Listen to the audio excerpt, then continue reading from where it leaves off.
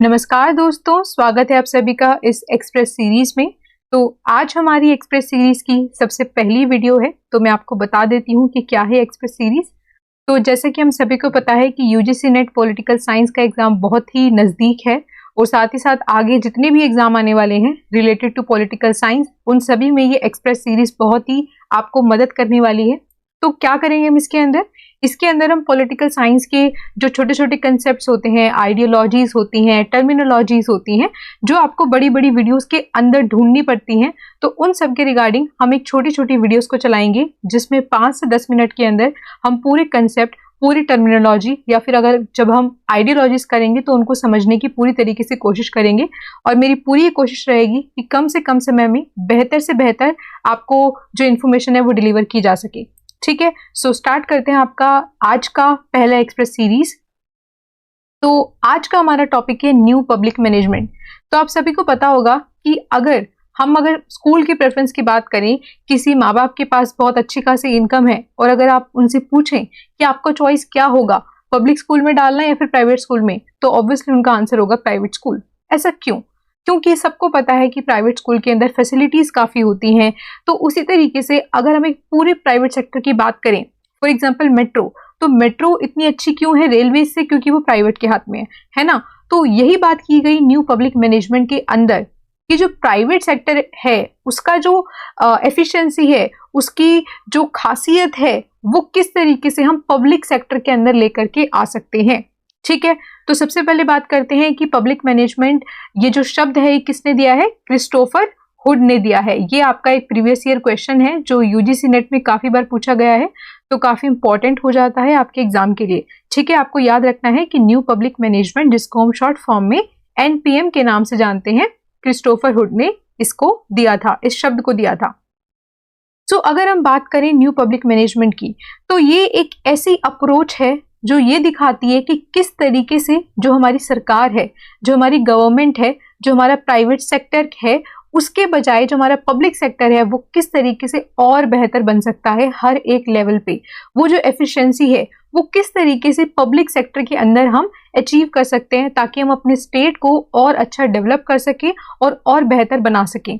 तो ये अप्रोच बताती है कि कैसे एक पब्लिक सर्विस को एक बिजनेस लाइक बना सकते हो। आपको पता ही होगा कि ज्यादातर जो बिजनेस होते हैं वो प्राइवेट होते हैं, है ना। जो भी आपके बिजनेस ओनर्स होते हैं, Tata, Ambani, all are private members, है ना। कोई भी उसमें से सरकारी तो नहीं है कि किसी सरकारी इंस्टीट्यूशन के अंदर वो कोई काम कर रहा हो, कोई एम्प्लॉय हो। तो हमें ये देखना है कि एक जो बिजनेस है वो प्राइवेट सेक्टर में इतना सक्सेसफुल क्यों होता है, और उसी के बजाय जहां पे हमारा पब्लिक सेक्टर है उसके पास पैसा इतना है, उसके पास वर्क सर्विस इतनी है, उसके पास लेबर फोर्स इतना है, उसके बावजूद वो इतना ग्रो क्यों नहीं कर पाता। तो यही बातें की गई एनपीएम के अंदर।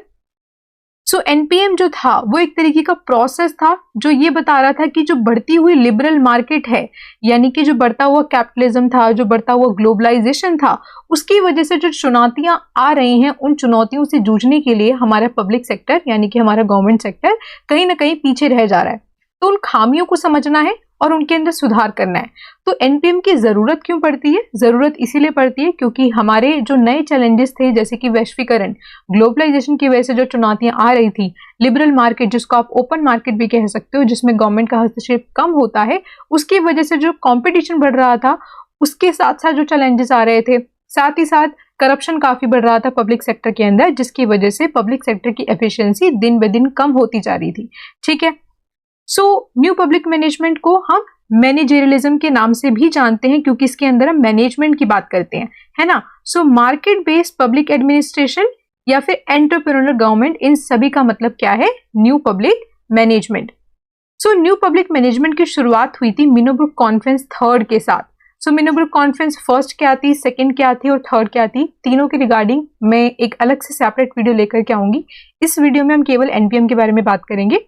तो ये जो मिनोब्रुक कॉन्फ्रेंस थी, थर्ड थी, ये 2008 के अंदर हुई थी और इसको चेयर किया था रोजमेरी ने। तो ये भी आपका प्रीवियस ईयर क्वेश्चन है। मिनोब्रुक जो तीनों हैं, उन तीनों के चेयरमैन, ईयर और क्या उनका मुद्दा था, वो तीनों बातें बहुत इंपॉर्टेंट है आपके एग्जामिनेशन पॉइंट ऑफ व्यू से। ठीक है, तो बेसिकली इसके अंदर यही बात की गई थी कि जो बढ़ती हुई चुनौतियां हैं, जो नई नई चुनौतियां हैं, जैसे ग्लोबलाइजेशन है या फिर आपका करप्शन है, उसको किस तरीके से टैकल किया जा सकता है by adopting some good principles from private sector. ठीक है, अब 3 ये जो ई हैं ये आपके लिए वेरी वेरी इंपॉर्टेंट है। These are very very important, जो आपको टिप्स पे याद होने चाहिए। सो बात की गई कि हमें जो बदलाव करना है वो किन सेक्टर्स के अंदर करना है या किस तरीके के बदलाव करने की गई। 3 ई की बात की गई कि 3 ईज को अपनाया जाए। पहला है एफिशिएंसी, जिस तरीके से प्राइवेट सेक्टर हर काम जो है बहुत ही एफिशिएंटली करता है, एकदम टाइमली करता है और अपने कस्टमर्स को वैल्यू करता है। आपने देखा होगा ना कि कोई भी पर्सन है वो रेलवेज की जगह मेट्रोस को अच्छा क्यों बताता है, क्योंकि मेट्रो आपको वो प्रोवाइड करता है, वो कस्टमर वैल्यू आपको प्रोवाइड करता है, आपका कंफर्ट, आपकी क्लीनलीनेस, सैनिटाइजेशन सब कुछ आपको प्रोवाइड करता है ना।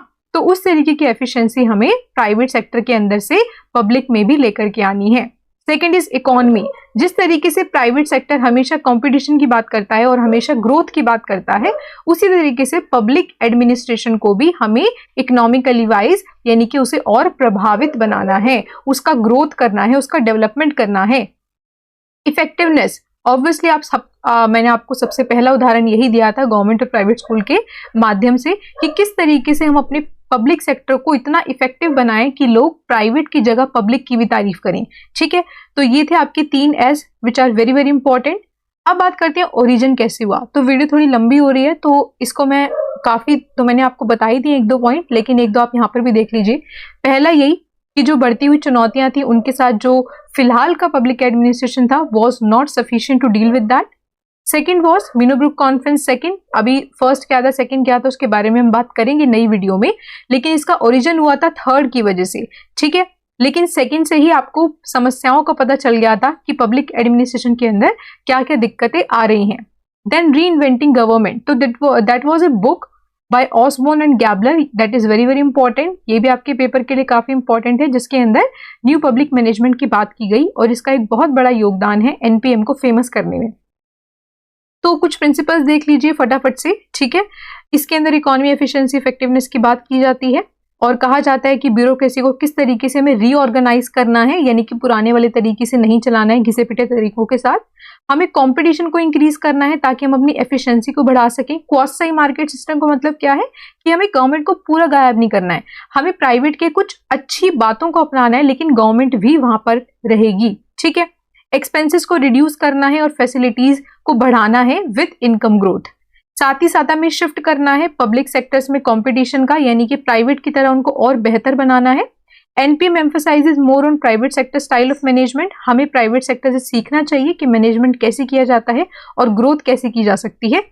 उसके साथ साथ हमें एडमिनिस्ट्रेशन का जो रोल है, जो हमारे काम करने वाले लोग हैं एडमिनिस्ट्रेशन के अंदर, उनका जो रुख है, उनका जो काम करने का तरीका है, उनका जो मैनेजमेंट करने का तरीका है, उसके अंदर भी बदलाव की बहुत ज्यादा जरूरत है। तो साथ ही साथ हमें फ्लेक्सिबिलिटी को बढ़ाना है, मोबिलिटी को बढ़ाना है। जैसे कि आप सभी को पता होगा कि पब्लिक सेक्टर के अंदर एक छोटा सा काम करवाने के लिए कितना लंबा पेपर वर्क होता है और कितना लंबा समय लगता है, वहीं आप प्राइवेट में जाओगे तो फट से काम हो जाता है ना। तो वही फ्लेक्सिबिलिटी हमें पब्लिक सेक्टर के अंदर भी लेकर के आनी है।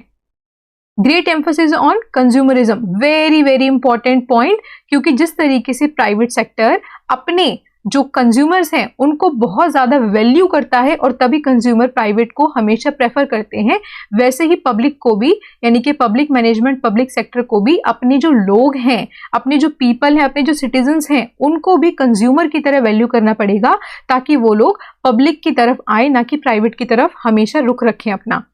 To secure participation of people, ये बात बिल्कुल 9 पॉइंट के साथ ही जुड़ी हुई है कि डिसेंट्रलाइजेशन प्रोसेस करना है और लोगों की भागीदारी को बढ़ाना है। और लोगों की भागीदारी तभी बढ़ेगी जब पब्लिक मैनेजमेंट, यानी कि जो पब्लिक एडमिनिस्ट्रेशन है, उसकी कार्यता में, यानी कि उसकी वर्किंग में एफिशिएंसी आएगी। ठीक है, तो फीचर्स की बात करें या फिर हम गोल्स की बात करें या फिर हम प्रिंसिपल्स की बात करें तो काफी हद तक सेम ही है। तो आप फटाफट से इनको देख लीजिए। Citizen empowerment, decentralisation, restructuring of government organisation और sector, goal orientation, cost cutting in facilities, income growth, managerial support services, secure better services to the citizens।